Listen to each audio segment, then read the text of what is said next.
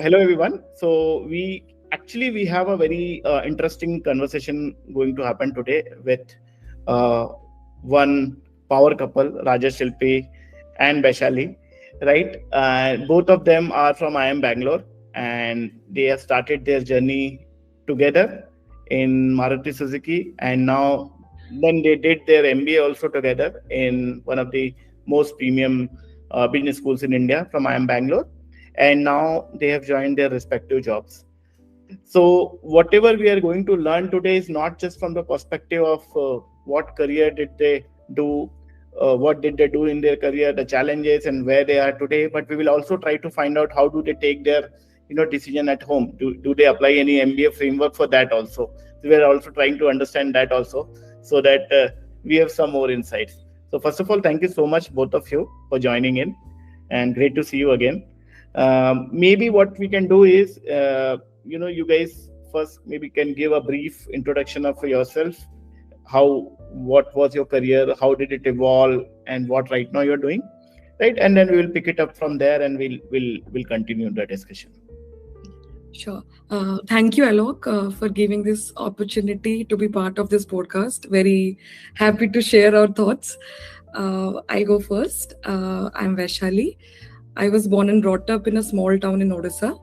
I did my bachelor's in mechanical engineering, graduated in 2018, was placed in the biggest car maker of India, Maruti Suzuki. Worked there for for a little over 6 years in product design and development, dealing with vehicle interiors, R&D, and then I decided to pursue MBA, and I opted for the 1-year MBA, full-time MBA at IIM Bangalore. And then I have joined EY Parthenon in the strategy and consulting, strategy and execution wing, majorly in supply chain domain. Yeah. Great. Yeah, thank you, Alok. I'll try to introduce myself. I am Rajasilpi, and I am very passionate about automobile, and somehow that passion and my profession got aligned. Like, I did my UG in automobile engineering, and first 2 years I worked in TCS Bangalore, majorly in robotics, autonomous mobile robots and all. And then for another 6 years I worked in Maruti R&D interior division. Like, we were together in that same department we were. And then after that we joined MBA together in IMB, and now I'm going to TVS Motors. I've joined in international business. So that's pretty much. Great, very very interesting, both of you. I think I would go before MBA first, and what my maybe it intrigues me also, but even before that, what challenges, what pain point, or what triggered you to decide that you would do an MBA? That is maybe first point. And the second point I'll come to is, when you decided to do an MBA, how did it happen that you did both of you together in the same colleges, and did that also presented any challenge to you, and how did you overcome to that? Yeah. So in terms of challenges, I had quite a few. There's this notion that females should not go into the field of mechanical engineering, but I was pretty much I had a bit of struggle. I had to convince my family. I opted for that, and then I went into a field which was very niche, right? Automotive, females. You don't see that many leaders in automotive, but that's what I wanted, and I was pretty I was liking my work. I never gave CAT because I didn't think of MBA before. Maybe 4 or 5 years down the line of working, I realized I do not understand the nuances, lot of things. I was working more in the execution part of product development. I knew how to build a product, but I didn't know why that product was built, or let's say which market it's going to go, or what was the finances behind it, which suppliers are we selecting, and even though it's technically okay or engineering wise okay, why are we dropping a certain supplier, or why are we going ahead with an idea and dropping the other? I had a lot of questions, and I figured this is the way to go ahead, right? You need to understand all the nuances of business if you want to become a good leader. That's when I decided to pursue an MBA. And So regarding, so when I think it was more or less same for him, he will go on later, but once we decided to go for an MBA, like we decided, but we couldn't start our GMAT prep. We got married in 2023, and it was just like we thought when we could never actually come to start the study preparation. But one of my friends joined. She was my friend in Maruti. She joined IIM Bangalore 1-year MBA, and that kind of motivated me. I got to know the preparation, the way you should prepare, the way your career can progress afterwards, and we started preparing. And it was I would say the GMAT journey was easier because we both were studying together. We used to go to office together, come back and study together, help each other with our doubts, and wake up in morning. And again, that I don't think I would have completed my GMAT prep in 3 months if not for him, or if we didn't study together. So that part was easier. And then when we started giving interviews, applying to colleges, we wanted either A, B or ISB mostly. And so we strategized and split rounds. Like he applied in R1 for IIM Bangalore and Ahmedabad. I applied in R1 for ISB and IIM Calcutta. And then I applied in R2 for IIM Bangalore. So and he converted IIM Bangalore in round 1. I converted in round 2. Even I got a scholarship. So I think the decision was pretty much easy. We both got into the same college. So we went ahead and opted for this. You can go.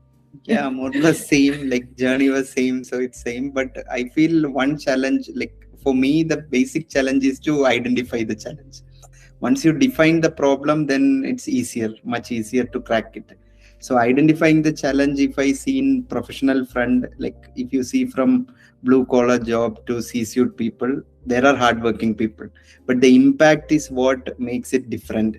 So I wanted to create more impact. Anyway, my normal way or natural way is to do hard work. That is there. So if you can create more impact with that, that's even helpful. So that was my thought behind doing MBA. And personally, I felt I wanted to do MBA to make my communication better.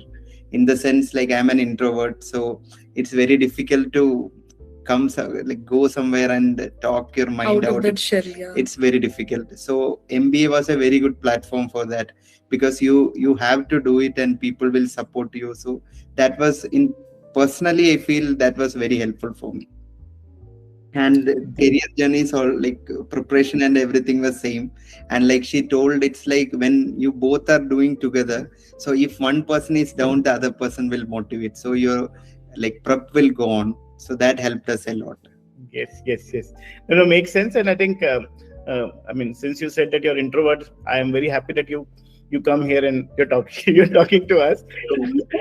Many No, but that's a great point. And one more question in terms of your MBA journey itself, right? We understand your challenges and everything. I mean, before we get into your learnings in the MBA, would like to understand from both of you or together, what would you define as some of the biggest challenges did you face during MBA? What could be that one or two thing? Okay, for if we talk about doing MBA together, one of our biggest challenges was managing the finances. We both left our well-paid jobs, had to take study loans, and had to manage the full year expenses. I think that was a big struggle for both of us.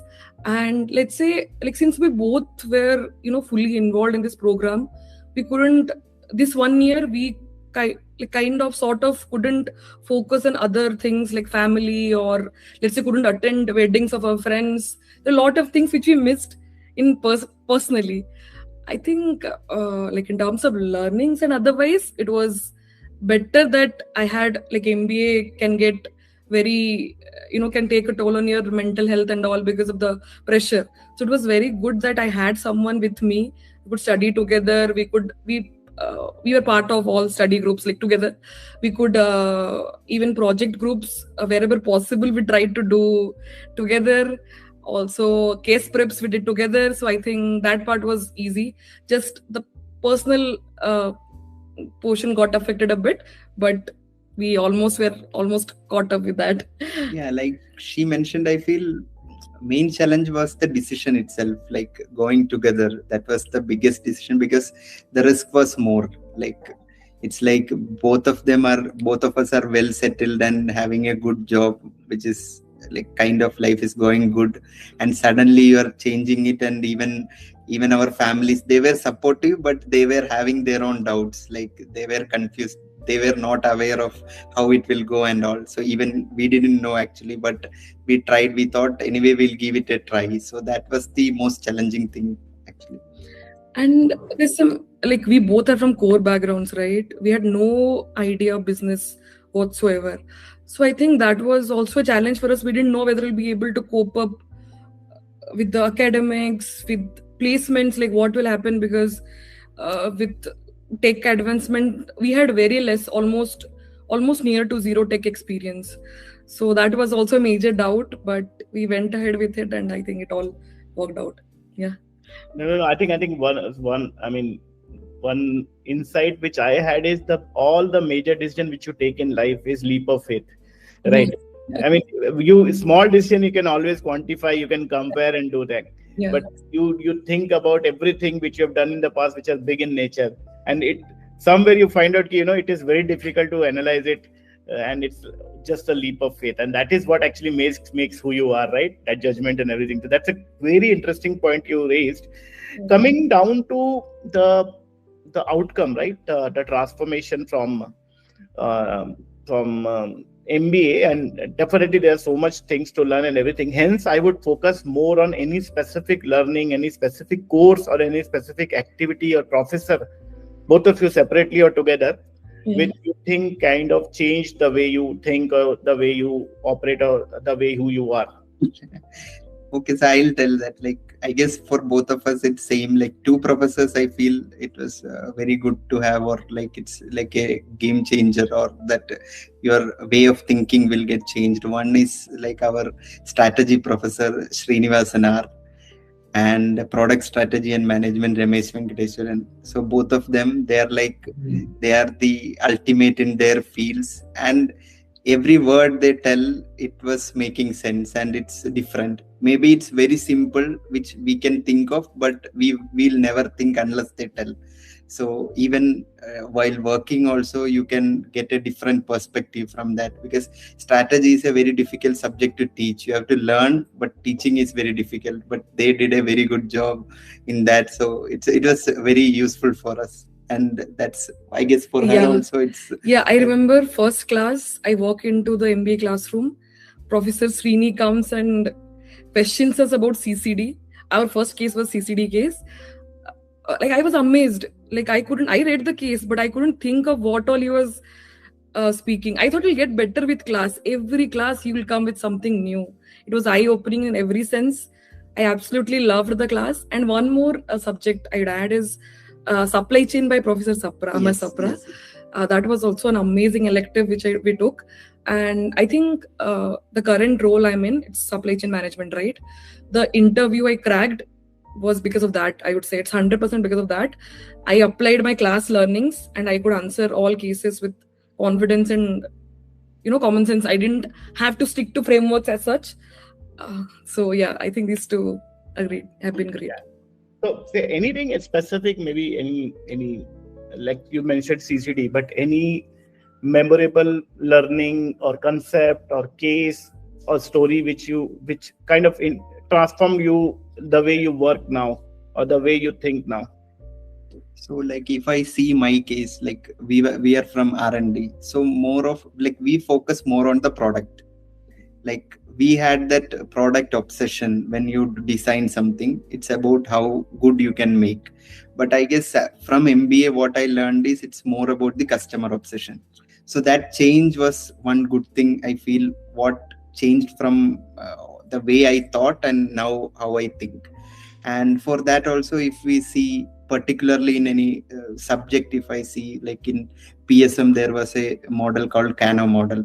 So that's about seeing the attractive qualities and making like customer satisfy, dissatisfy, how it works. So like if you explain it, it's very simple, but to make that framework, that's a very good thing to know about if you are, particularly if you are in marketing. So that like this was from PSM class, and this professor was there as a mentor in TVS also. So recently I went to IQL, their training center. There was a tree which is planted by this Dr. Kano. So that was very good to see something you learned and something physically is present. So that was a very good thing to have. Got it. Yeah. For me, I think the finance courses were really interesting and good because I had zero idea about finance before that, no accounting knowledge, and one of the learnings that we'll apply is in wealth management, like let's say a very simple decision as if like rent or buy a house. I mean, there's a lot of information out there on internet, but when you can do it by yourself, when you can apply those concepts and do it, calculate by yourself, that's a whole different thing altogether. So I think the finance aspects were really good for me. In fact, one of my favorite professors from the college was also Professor Srinivasan. Yeah. There were some others also. Right now they are retired, but I don't know whether you've heard of them or not. But J. Ramachandran, Professor J. Ramachandran, and Professor Nagdevra. I mean, I used to take every courses of them, irrespective of whatever they are teaching. same for Professor Srinivas. I'm still in touch with Professor Srinivasan. Yeah. I mean, and other professors also, Professor Sapra also, and all that. Really great professors, and actually that is what actually changes the way you think. Yeah. Since you both have now started from the same, let's say, company, and now you have gone into a different companies, what is that one skill would you admire in the other person? When like what you would admire in Rajasilpi, Baishali, and other way around. And I'm not going to create. I do not want to create a fight between you. So if you want me to pause this question and forward it, we'll do that also. Yeah. I'll go. Okay. I admire his structured thinking. Like he's very meticulous, hardworking, everything, but the way he thinks, like when we started doing guest preps, right? Like all of us, none of us, our group, none of us had consulting or any business exposure before. But the way he was approaching the cases, he would break it down into small problems. I figured he doesn't need case prep. He can go right away and one more thing is, I think like the way he managed everything, like he's the all-rounder gold medalist of our batch. So yeah, the way he managed academics with committee responsibility, sports, multiple medals, and he was also in director's merit list. I mean, yeah, I couldn't do that. So I think, yeah, that's what. Yeah, I'll tell for her, like from the starting, like from I met her, like I liked her communication skills. Like communication in the sense, she's very good in talking to people and making a team. Like she's a very good team player also. And like I am not that much a team player. I'm more of an individual contributor, but somehow I tried in MBA to do that. But in general, I liked her communication. There is a genuine like that way of asking and contacting people, not for anything particular, but to understand people. So she's more of a people person. I am more of a process person, and she's very good in that. For a like. Excellent. Someday I would see you guys maybe starting your own venture and taking it to next level, because you complement each other so much. Maybe sometime, I don't know, but wherever you are, you guys are anyways going to do good. So that's great. Going to a bit more technical question now in terms of, I think preparation you have already talked about. I'm not going to again dig deeper on that, but I would really want to pick out the interview experience.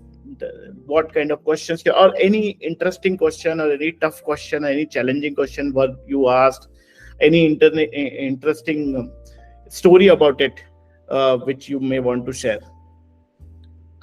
Which we were asked in interviews? Any interesting incident or question or challenging question which you faced or any recurring question you faced during the interviews which you found it very interesting or troubling, and how did you manage them? Yeah, I think one question which I thought would stop at MBA and entry was why MBA, but that question followed in interviews as well. I remember at least I gave around 3 to 4 interviews, because day one it's multiple rounds together. So I think in 2 of them I was asked why MBA. They need that clarity. If you don't know what you're doing here, I don't think you know what you'll achieve next, right? So I think that's one of the major questions which was repeated. And the remaining, I think, hygiene questions like your introduction, or why that particular role, or why that particular industry or organization. So I think this is a very important part of interview. And if you make some mistakes at this initial phase, then it's almost done. So yeah. For me, I had only one interview of TVS, so it was in day -1. So I have only one interview experience in that sense. But questions were more related to the practical application. It's not like I can prepare for that and go. It was very difficult. If you have done the work which you have shown in resume, and if you know about the industry, then you can answer easily without even prepping. But without that, if you don't have any experience in automotive, or if you have told in resume something else, then it will be a challenging question. So that's the take on that. Yeah. Any case study or any specific thing which they asked in the interview? So for me, in international business was my role. So they asked me how to go to that GTM strategy for a country. So that during case preps we'll study. So if you can personalize it more on that TVS way of working, then it will be even better. So I try to do it in that way. Yeah, for me, I think I was asked case questions everywhere. I had a McKinsey shortlist, Accenture, EY, which I gave interviews for. First round of each, I was asked case questions everywhere. Case questions, not like the textbook cases, but they used to pick examples from my resume. Or let's say the work they are doing. For example, for EY Parthenon, I am currently the supply chain role, right? So they took one example of a company, snacks or food, F&B in industry, and going through a demerger. So how would you tackle that? And what I understood is they don't want you to end the case, right? They just want to see your approach. So if your thinking is structured, and if you know the basics of how to approach a case, I think you're good to go. Great. I think I just remembered one. I mean, on a lighter note of this why MBA thing, maybe more than the interview now, you will be asking more to yourself. Yes. You always get to revisit your decisions. Yeah. That will be a question, but that was a joke. Yeah. But yeah, I mean, having clarity in everything, right? It's what now people are looking at, and I have been seeing, all the recruitment trends from last whatever years, 8 years, 9 years. And I think that clarity, why you're doing what you're doing, irrespective of being right about it, being genuine about it, is what being actually, it's what impressed people more than that. And given this AI boom and everything, I think that has become even more important, right? So great. So right now, since you both are in your own post MBA career, right? You are in strategy, GTM, and all those things you're doing. You are doing consulting, and I mean, I understand you have not done much time right now. Spent much time on your right now the company which you're working in. But still, if you want to tell me any one myth which got broken once you joined this company or this role, what would be that? So for me, I joined in supply chain role, right? 2 of us from IIM Bangalore got into supply chain, and both of us didn't have extensive supply chain experience. I worked in product development. Sourcing, procurement was a very small part of it. Same goes for the other person as well. Samir is also part of a batch. So I think this is a myth that you need either in consulting, they say either you need industry experience, industry knowledge, or you need maybe prior consulting experience. I didn't have prior consulting experience, and I worked in automotive. So I think that was a myth which broke like when I joined. And again, like I don't think it's like people in my department. If I look at people in my department, there are a lot of people who are coming first time into consulting. Like they don't have prior consulting experience, but they do have some industry experience. Let's say either in the domain or in the field, supply chain, or in the sector, AMM sector, or like FMCG or something. So I think you don't need like consulting experience as such to break into consulting. Yeah. No, I think that's a very important point you raised, because companies do need talent, irrespective of their profile. Companies do need some domain knowledge whatever you're bringing to the table, and definitely an eagerness to go out and learn and maybe do things. Yeah, Rajesh, from your side, anything you want to add? Like adding to that, I feel one thing like basically people miss out is to understand the effect of luck factor. It's not like if you prepare everything, then you will get that right job. If you have every boxes ticked, still you can like miss it. So like you should have that, you should keep that back in mind that there is a luck factor which is there for everything, which when it's done you won't like mind that much. But if you while prepping, if you have that in mind, then even if you are not able to get that particular job, you can immediately go to the next one. So otherwise I have seen people, like I was helping people in that day zero. So when you are not getting that right job or what you thought of, then people get panic. So that will go on for the other interviews also. Yes. If you like believe in yourself and understand there are things which are not in your control, then you can perform better in the next interview. So that I feel every like MBA interview will like adhere to that. It makes sense actually. So somebody asked me also, if I don't prepare, what will, or the question was, if I prepare whatever you're telling me, will I get the job? I just said, if you don't prepare, you will not get the job. Whether you get the job or not is exactly what you're saying. Rajasilpi is saying, right? It depends upon so many other things which is not controlled by you. Hence, you control whatever you can control. Right. No one is sure of what they'll get until they get it. No one. I would say even the most brightest or no one would be sure. Exactly. I mean, and this happens in every space of life. Right now, it is career, then your promotions and your family. See, when my kid was born, my all priority has been changed now. And my objective, which I would not have imagined earlier, this is what I would, how will I learn, live. So that also happens. There are so many factors which is not under your control, which are important, right? Great. One more question. This is more from your advice perspective, right? And this is more general also, not specific to any career or anything, but generally you see, right, a lot of people seems to be stuck in their career, right? Either they feel they are stuck or they are actually stuck in their career, and you need to motivate them and you need to tell them to do something. What could be some of the specific things you think they should do that might help them not feeling being stuck in the job or getting unstuck from the job? Okay.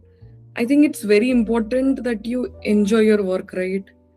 I think for us, I think it's about that ikigai, like what you like, what you're good at, what is good for everyone and what pays you well, right? So that intersection you need to find. Maybe for a lot of people it's not there, I agree, and it's all right, but you should make peace with it. If you're not happy, you should try to find that and should have clarity, like what do you need in life. Like for people at every phase of their life, priorities will be different, right? Like let's say you had a kid recently, definitely for some time at least career will take a backseat and you'll focus on kids, so you look for more stability in jobs rather than looking for opportunities which you might look maybe 1-2 years later, right? So I think that clarity you need to have, and you need to talk to people. I feel, I mean, we are taught in MBA networking, but networking in the right sense, as in just reach out to people, reach out to alums, your batchmates, get an understanding. Like I do that whenever I'm in doubt. a lot of seniors, IMB alums who have supported me throughout. Manish Behra, like from TVS, would be one of them. Yeah, I think like whenever I have doubts, I'll reach out to people. I'll just ask, I'm having this doubt, what should I do? Some people are better experienced, or at least they can give some guidance on how to go about it. So yeah. Yeah, in similar lines, it's like if you're an introvert, I guess if you have an extrovert wife, it will help you in getting the connections, because my majority of my MBA connections are through her. And for even my prep, like two people, Abhishek Pandey and Manish Behra, both of them helped me so much, and that shaped the whole interview, how I should go and all that. That was very helpful. So people who are not having, if you have an aspiration, you will definitely go. If you don't have aspiration, and if you see people, then you will get inspired. So that way you will have that motivation. So more you see people, the better it will be. Yeah, great. So I think what I'm taking it from here is that, get that clarity of Ikigai if possible, reach out to people, take help, and understand more, so that, and enjoy your work, right? Yeah, that's the most important part. Yes. Any so I think this is my last question maybe, and this is a bit unconventional one, and you may ignore to respond this, or it's a tricky question for you guys. So let's see. If your career journey is a movie title, what would it be? You're doing professional career or just the whatever comes to your mind? Yeah, I think two states. I recently wrote it in my organization. Something that defines my life is two states, because we are from different states and we had our own share of struggles and all to get to this stage in terms of marriage or professional journey as well. So I think that would be one. So I will not ask Rajasilpi. If he gives a different answer, then there will be trouble. I will go with the same. I will text you later. No, but it's great to connect with you guys, and you have shared so much insight with me. It's very interesting to see both of you doing great and supporting each other, right? Complementing each other. So that's great to see. And just I'm kind of summarizing what we have discussed, so that I kind of see that I have covered everything. So both of you started in Maruti Suzuki together, right? And then you decided to do your MBA, right? You split the work, you collaborated with each other, right? During MBA also, you worked together in the projects and helped each other, and right. Then we also discussed about your learnings from MBA, right? And you talked about a couple of Professor Srinivasan, Sapra sir, right? And RV sir, Ravi Venkatesan sir, right? Yeah. So that's really great. And then we also talked about your how did you how did it add value in your knowledge, the way you look at things from the finance perspective, from the customer obsession perspective, the kind of transformation it had in both of you, right? And then we also discussed some of the questions which were asked to you consistently during the MBA, during the MBA interviews and in your placement interviews. For why MBA, some case studies, like, and more than case studies, it's about how do you apply what you learned in the real situation, and how do you take this thing. Then we also discussed about what you liked in each other in terms of skills, right? So being structured from Rajasilpi, and going out and talking to people, the communication skill part of Baishali. So that's what right now you said that you admire in each other. There will be a lot of other things, right? But then we discussed about some of the myths, right? How do you see your career? How do you see consulting career? Is it only about domain experience? Is it also about that potential which you have? Is it that you should have the supply chain, for example, experience, right? And then we discussed about if you're feeling stuck, right, what you should do. And again, I'll take it this point, like, you should I think this point is very important for me also, getting clarity. And although this principle looks very simple to apply, you also mentioned the Kano model, right, which we discussed. They look very simple to apply, but it is very difficult to practice. But if we do that, we enjoy our work, we find out that Ikigai, that intersection of place where we really flourish in our career. That is very important. Talking to people will really help, Yeah. Talking to mentors, talking to people will really help. And we ended up in talking about two states, right? And that how you would define your career journey or your journey together. Yeah. As so, it was very very insightful for me, and I'm sure when we publish it, it will be really insightful for others also. And I mean, why don't you also become? I mean, I will maybe formally advise. I mean, what do you call it? Invite you for mentoring also to future batches, right? This batch and future batches. And hope if you have time, definitely we'll Yeah. connect more. Sure. Yeah, and since you're in Bangalore, we can sometime meet up also. Yeah, definitely. Yeah. So thank you so much, Rajesh, Shilpi, and Vaishali, and all the very best. Nice to chat with you, and I look forward to meeting you again. Sure, Thank you sure. so much, Alok. Thank you for giving us your time and for this podcast. And thank you for sharing your insights as well. Thank We you. learned a lot today. And I still remember the first time, like you came and Yeah. talking about BCA session, and you told you are an IMB EPGP alum. So that Yeah. Yeah. gave us that direct connect also. Yeah, to talk. reassurance that you'll be all right. Yes. And I think I talked about this leap of faith, right? I was working in a consulting, and when I left consulting, I was about to get promoted to associate director, and then I had to take a decision that whether do I do this, what I've been doing, or should I do whatever I want to do, that ikigai, right? Yeah, As right. you can see, I also talk a lot, like to talk to a lot. Even and I will really like Rajasilp company because he doesn't talk, so I can have more talk. I mean, this happens with Surata also. I mean, my wife, and you might have met her, so she doesn't speak that much. So it's also ikigai for me from that sense also. So great, and all the best, and keep in touch. And if you need any help, let us know anything which you want to clarify or anything, right? Just be in touch. Sure, definitely. Thank you. Thank you so much. Thank you. Bye. All the Thank you. best. Bye. Thank you.